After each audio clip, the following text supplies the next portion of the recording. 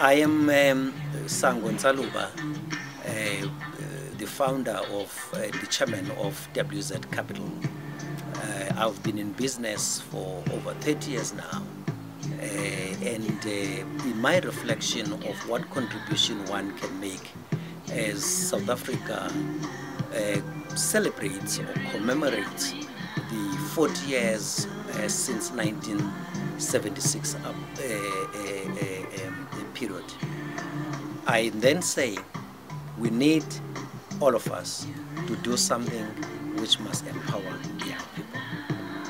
I have then committed myself to say I will mentor at least one young person for 40 hours.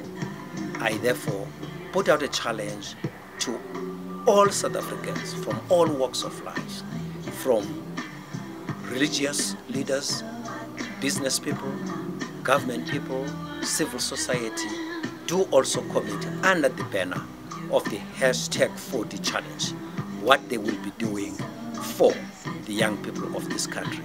We owe it to them to ensure that they can have a better future, and we should be there to support them.